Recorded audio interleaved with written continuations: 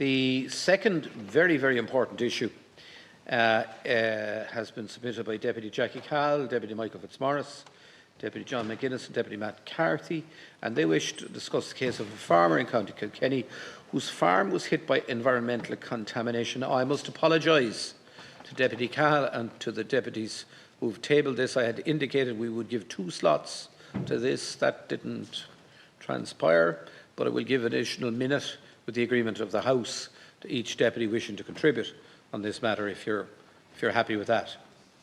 You're happy with that? Deputy Cahill. And thank you for taking this for us. Minister, this case hasn't happened on your watch. This is an historical case. Mr. Dan Brennan came into our Agriculture Committee roughly around this time last year. He has been in Brussels twice with this case and got no answers.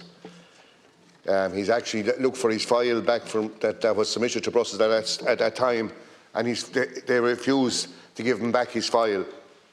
And Minister and Count Corla, Dan Brennan deserves answers. We don't know what happened on his farm, but I think a lot of questions have got to be answered. And I'm just going to pose some of them here this evening. Why did the trees die on Dan Brennan's farm? Why did bones grow in his cattle tissue and kidneys? Why did the milk yield of his cows double when the factory closed? Why did his cattle's weight at 2 years go up from 320 kilos to 520 kilos when the factory closed? Why did the foliage recover on his farm after the factory closure? Why the cattle trials that were performed on his farm, where cattle were taken from Dan Brennan's farm and put on a neighbour's farm and vice versa, and cattle were bought from a Tiger's farm and put on his farm. And the lack of thrive was clearly demonstrated again on Dan Brennan's farm. Why was that ignored? Was 45 acres of trees and ditches wiped out, and this was confirmed by an EPA report. Again, why was all this evidence not clearly examined? And UCD asked the EPA what was the amount of cadmium being emitted from the factory. On the EPA record, it showed a kilogram per hour. But they wrote back to UCD and documented that it was only a gram per hour, which is 1,000 times less. Why? Now, Minister, I'm after posing a lot of questions there. As I said, Dan Brennan, thankfully, is now farming very successfully and very efficiently on his farm. But both he and his family suffered torment while this factory was in operation, and those questions need to be answered. Deputy Fitzmaurice. Deputy McGuinness. Deputy McGuinness, okay.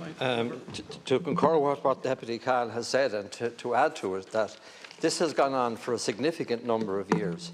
In fact, former members of this House, and Mary White, was part of the initial number of TDs that were making themselves available to support Dan Brennan. In 2006, the Minister at that time sent down a representative to Dan Brennan's farm and found that he was an excellent farmer. Everyone locally knows Dan Brennan and the Brennan family as being excellent farmers. And when he legitimately brought forward the concerns that he had about his cattle and about what was happening on his farm, he wasn't listened to. He was talked down to. Now, Minister, you are the Minister of today. You have to acknowledge what happened on Dan Brennan's farm. All of the evidence that has been submitted, both to the Agricultural Committee and directly to your department, indicate that there was a clear problem with the factory. And the evidence is now clear, because the factory is closed, and soon after that, Dan Brennan's farm came back to full production. And I want to underline the serious problems that it has caused Dan Brennan. I want to say to you that it's not a simple thing to carry a fight against the state on your own when you're told every day, day in, day out, that you're wrong, you're wrong, you're wrong.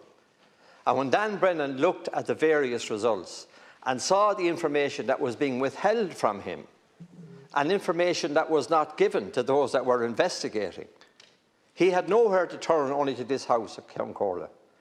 And he's turning to us as 4 members of this Parliament this evening to ask you to take a decision to investigate the matter fully, to give Dan Brennan the answers he deserves. And I would suggest that you should put together 3 professionals to look at every single aspect of this and to come back to you with the answers. But giving the standard reply that we have been used to from the department is not good enough. It's not good enough because it's obvious now what caused the problem in the first place. Deputy Matt Carthy. Cancora, and I'm sure you'll agree that it's not every day that topical issues are submitted by people from 3 different political groups, and 3 of the 4 of us don't come from the constituency of Dan Brennan, but I know we have the support of all the Oireachtas members from the Carlow Kenny constituency, including my own colleague Kathleen Function. Anybody who's heard Dan Brennan give testimony cannot but believe his story, because he not only articulates it in a very cohesive and in a very strong manner, but he also has evidence to back it up. And that evidence cites that he raised issues regarding health, the condition of cattle, and issues pertaining to the local environment from as far back as the 1990s, and that all those issues exacerbated from particularly 1997, basically in direct lineage to increased construction taking place. And he, at that stage, raised numerous concerns that those issues pertain to the location of his farm adjacent to a brick factory. And he raised those issues throughout many years at every single level. And at one point, by raising those issues, he was actually accused himself of being a bad farmer, something that was disputed not only by him and his family, but by his neighbours, and every farmer worked their salt. And then, lo and behold, that factory ceased production in December 2008, and almost overnight, with a click of the finger, conditions on the farm started to improve. I'm not saying that there was a direct link, but I'm saying that all the evidence points to the fact that there was some correlation between those 2 things, because the evidence suggests that Dan Brennan was and is an excellent farmer. And I'm asking you, Minister, to take it upon your good office to ensure that this man gets the truth and justice that he so dearly deserves. Deputy Fitzmaurice. It's not every day, Minister, there's someone from Monaghan and someone from Galway, not near Dan Brennan, and in fairness to the 2 deputies here, come together. When Dan Brennan came in, I didn't know him from Adam. And the words of William McBride came to my head, torn, battered and stayed. He has gone through hell and back with his family. And I would ask, and when you listen to his story, the least we need to do, as what Deputy McGuinness said, put 3 independent people. We need a debate here in the Dáil as well. Why was there the results of 3 feeding studies, 2 during it and 1 when the factory was closed part-time? Why weren't they published? Why was the findings of bottomless from UCD in 2005, commissioned by the EPA, not taken seriously? Chagas, UCD, several other VITs concluded that it was basically outside the farm, but the department refused to even entertain it. Why did basically Dan Brennan was blamed as being a bad farmer, and it was proved conclusively by UCD and others that it was nothing got to do with the man? Why was the farmer told basically that it was poisoning, but this wasn't in terms and conditions given to UCD that was to be looked into? They couldn't actually look at that. It was a total farce what went on. And as Deputy Cahill has said earlier on, the figures that was given to UCD and the figures that the EPA had were totally different figures. And you weren't there. I'm not blaming you.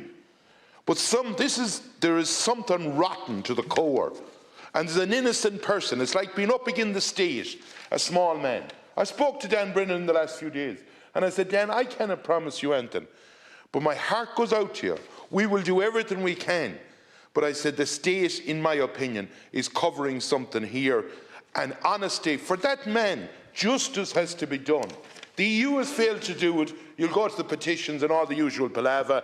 And as I said to him, I'm not promising you anything. We will do our best. because he has been given so many promises down through the years and let flat in his face. He deserves justice. That's the minimum he deserves. He deserves an independent inquiry, like Deputy McGuinness has said, and what Deputy Cahill and Carty has highlighted as well. And in my opinion, we need to have a debate in here, because it's wrong, wrong, wrong what's gone on. Thank you. An extraordinary case, Minister, and thank you for being here to deal with it. Thanks, Concordia, yeah, and I recognise the significance of four deputies coming together. It's not something you see very often in this House, and I certainly recognise that in relation to the topical issue being put here this evening, and also the time that the deputies have given as part of the committee on it as well. The matter, Concordia, that's being raised relates to events that took place, as the four deputies have said, many years ago. And at that time, my department, along with other public sector bodies, invested significant resources in an investigation of animal health and environmental concerns on the farm in County Kilkenny. And this exercise concluded about 13 years ago now, and commenced a number of years before that as well. In June of 2004, an interagency group was convened to examine the matter, and it brought together a broad range of scientific expertise from my department's laboratories, the Environmental Protection Agency, Chugus, the Health Service Executive, and also Kilkenny County Council. This multi-agency approach was a clear evidence of a significant effort by the state to get to the bottom of very distressing events which were of significant concern to the individuals involved. The investigation, led by my department's Veterinary Laboratory Services, reported its findings in June of 2006. And that report produced details of very comprehensive field and laboratory investigations undertaken on the farm to determine the cause of the animal health issues on the farm. It was provided to the herd owner and to his advisors, and in addition to this report, laboratory test results had been provided as well to the herd owner on an ongoing basis. Further to that, during the latter part of 2005, my department funded a comprehensive animal health programme on the affected farm. This included a programme of mastitis control, calf vaccinations, provision of calf hutches for the 2006 calving season, as well as the provision of advice on enhanced biosecurity. I'm advised that the animal health and production on the farm had shown a definite improvement in the first 5 months of 2006. Calf health had been good, and this was reflected in improved growth rates. Milk production and quality were also reported to have improved. Direct involvement of my department's veterinary lab services in the on-farm investigation then concluded in August 2006. Subsequently, and on foot of a request by the herd owner and his advisors, University College Dublin Centre for Veterinary Epidemiology and Risk Analysis, CVERA, was commissioned by my department to conduct further epidemiological studies of problems on the farm. The CVERA report was completed then in August 2009, and this report was provided to the herd owner and to his advisors. The interagency group, comprising a range of expert agencies, reviewed the findings of both studies and published its conclusions in August 2010. It considered all of the comprehensive studies undertaken on this farm in detail and the interpretation of those findings by experts from the agencies involved. It concluded that the problems in this herd were multifactorial in nature and that common infectious diseases were likely to have accounted for much of the ill thrift and poor growth rates recorded. It also concluded that there was no evidence of fluoride or cadmium intoxication of animals in the herd, nor any evidence of environmental pollution on the farm. The interagency review report was also provided to the herd owner and his advisors at the time. The other comprehensive reports referred to above have been in the public domain for many years, indeed since the conclusion of those investigative processes. I can certainly appreciate that the events around this time were exceptionally difficult for the farmer and for his family. However, these events took place many years ago and were investigated comprehensively over a number of years by a range of agencies with relevant scientific expertise. I'm aware, Concordia, as the four deputies have outlined tonight as well, that as the matter was recently discussed at the Joint Committee for Agriculture, Food and the Marine, which is chaired by Deputy Cahill, and all the members participate in. In that context, I have not been made aware of any evidence of material of new information that has been made available in relation to the matters. Whilst I am aware that while the witnesses that appeared before the committee dispute the conclusions reached by the interagency group in 2010, no evidence has been presented to question the specific scientific findings of the investigations undertaken by my department's laboratories at the time. Given the very substantial resources invested in investigating these matters many years ago, the scientific approach taken to the inquiry and the multiple agencies involved, and also the passage of time since these events, I'm afraid that no credible case has been advanced for reopening the matter at this stage. Thanks, Concordia. First of all, I want to thank you for giving us extra time, and I really appreciate it. Minister, look, when I spoke there a few minutes ago, I outlined an awful lot of unanswered questions. And I think the least we owe to Mr Brennan is to do a review of this case.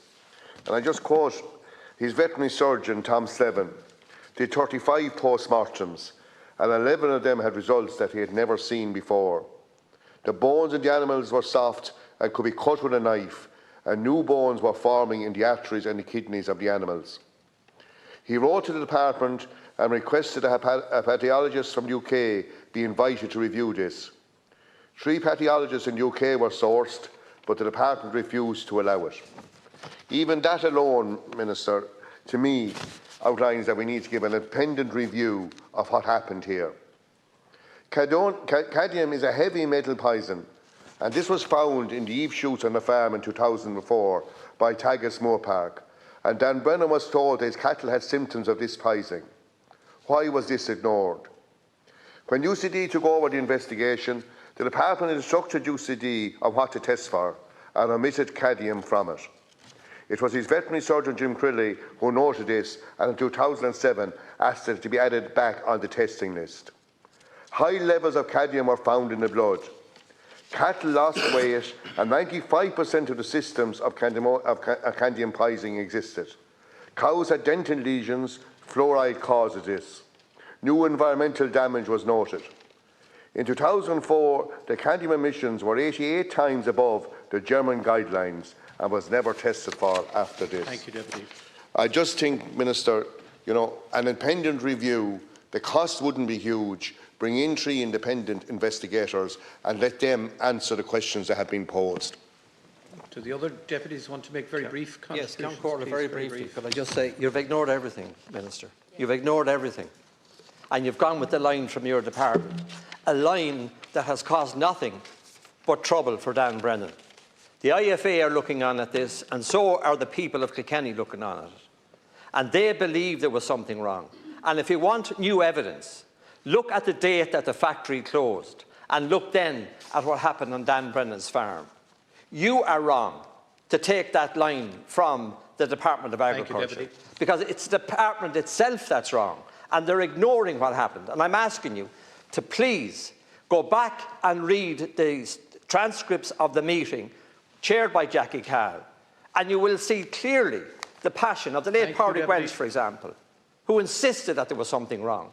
There's not enough time in County Corla to deal with this, and I'm sorry for that, and I appreciate the attitude you've given us.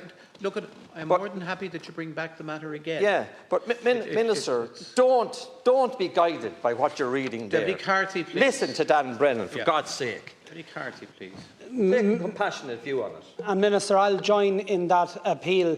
We're members of and have been members of the Agriculture Committee. We get dozens of correspondence every week and month from people telling us that there has been all sorts of injustices and they were treated badly or whatever. Virtually none of them make it to the floor of the Dáil. The reason this case is because people across every political party that's represented in this House have heard Dan Brennan's story and have believed what he has said. In every major scandal that has ever affected this state, that it took decades in order to get justice, at some point down the line, a minister read basically the exact same statement that you had that was handed to him. I'm appealing to your personal nature, because at the end of the day, we all know, for our political differences, you're a good man. You're a man in this instance that can make a difference to this man, another good man's life that has been put into turmoil as a result of the way he's been treated. Thanks, Frank Gordon. Thanks for the time. Minister, cattle don't go from 200 kilos to 400 kilos overnight. There's some reason. The cattle were pining away, and then after a certain length of time, the cattle start thriving because a place was closed, to put it simple. You don't have to be a scientist or a vet or anyone to know that. It's weights on scales that will tell you, and you know when a beast is pining. All I'm saying to you is, please, for that man, for his mental health, for his family, for what he has gone through. I looked at him that day within the committee, and we get, as Matt said, we get so many people in. Your heart would go out to the man. And it's no skin off my nose in County Galway, but my God, he's a farmer in Ireland that deserves justice. And the last thing I will ask you is get 3 independent people from outside the country. I don't believe your department should be allowed to pick them. I would ask you to pick them somewhere, someplace, and let them do an overview of what has gone on. Thank you. Minister, and thanks, Concordia. Yeah, thanks, Concordia, and thanks again to the deputies for airing your views in relation to it. So, obviously, listen, I mean, this is new to me, but reading the evidence and in relation to the file and looking back on it. So, in relation to what took place, there was the interagency group first of all in June 2004. And then following on from that, then there was the investigation led by the Department's Veterinary Laboratory Services, and that reported its findings in June 2006. And then there weren't in a hurry anyway, Minister, to deal with further. Yeah, well, it's a significant long time ago now as well, Concordia. And then further to that, then the University College Dublin's Centre for Veterinary Epidemiological Risk Analysis, and it completed its report in August 2009. And then after that, then the interagency group reviewed the findings of both of those studies as well and published its conclusions in August 2010. So there had been significant investigations and reports done, a number there already, and the last one going back now as far as over 13 years ago. So that was over 13 years ago now. So listen, I'll certainly review and look at, and read the files here again. But it's not that it hasn't been investigated before, and also there's a lot of time passed since that, and also. Comparison with now and the fact that being closed. Make that comparison. Yeah. Okay, Deputy, you've made your point. Please. No, wait now, please let the Minister. I'll certainly read the file again myself as well, Deputy. But there has been that comprehensive set of investigations done, and as I say that there hasn't been any. And I take the point you're making, but there hasn't been any investigations. There hasn't been any new evidence presented subsequent to what would have been available at the time of the investigations, and one of those did. Concluded that there wasn't cadmium poisoning in relation to it, or it concluded that there was no evidence of fluoride or cadmium intoxication of animals in the herd, nor any evidence of environmental pollution in the farm. That was the reports. But listen, I'll certainly take the point of 4 of you have come together to make the case this evening. I'll certainly review and read the files as well further. But listen, I've laid out the background to it. The investigations that were here previously, and I'm happy to discuss it further, but I'm laying out very clearly here, deputies, the background to it, the comprehensive assessment that has already gone on in relation to it, and also the very clear view that there hasn't been any new evidence presented that changes the situation. Thank you, Minister. Wait now, please. We're not getting into a rigmarole about it. Look, can I say to you, bring it back after the Minister has had a chance to review the matter, and we'll provide additional time. Now, we won't be doing this sort of thing again either. departure from the norm. Deputy Marion Harkin, you raised this third issue and you want to discuss the application for additional schools accommodation by SUI in Indeed, Corla, but just before that, if you'll just give me 10 seconds. Well, I'll have to when I gave everyone else plenty of seconds. very well aware of the case of Dan Brennan because I was in the Petitions Committee in the European Parliament when Dan Brennan made his case there on several occasions. And I met from Sligo, so I had no political interest in him or what was happening. And what I would say to the Minister is, you talk about no new evidence, review the old evidence. As many of the deputies said, it's the same old line coming from the department again. There are lots of discrepancies, lots of gaps, unanswered questions, and I believe, Minister, that if you review that evidence, then you will make progress. And I too would like to add my voice to that. All right. Now,